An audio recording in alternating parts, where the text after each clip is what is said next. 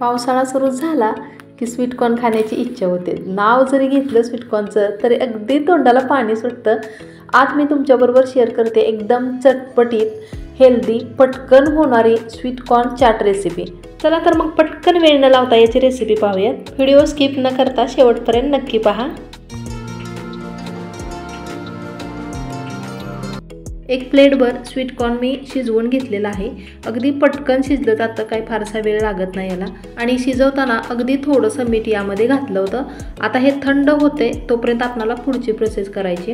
तर इथे पहा 2 टोमॅटो, 2 कांदे आणि 2 हिरव्या मिरच्या मी घेतलेल्या आहेत।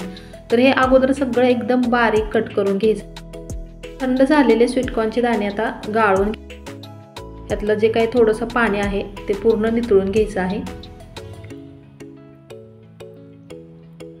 तोपर्यंत एक प्लेटभर कोथिंबीर घेतली। कोथिंबीरीचं प्रमाण तुमच्या आवडीनुसार कमी जास्त करू शकता। बारीक कट करून कोथिंबीर यामध्ये घातली आहे। त्यानंतर चिरलेला टोमॅटो घालते। एकदम छान हेल्दी रेसिपी बनवतोय त्यामुळे टोमॅटो जरासा जास्तच घेतला होता। त्यानंतर चिरलेला कांदा घातला यामध्ये आणि आता 2 हिरव्या मिरच्या कट केल्या होत्या एकदम बारीक। मिरचीचं प्रमाण सुद्धा तुमच्या आवडीनुसार कमी जास्त करू शकता। अर्धा चमचा इथे मी जिरे पूड घातलेले आहे। त्यानंतर अर्धा चमचा धनेपूड घालायचे आहे। एकदम चटपटीत आपणाला हे बनवायचे। अगदी थोडंसं लाल तिखट घ्यायचे।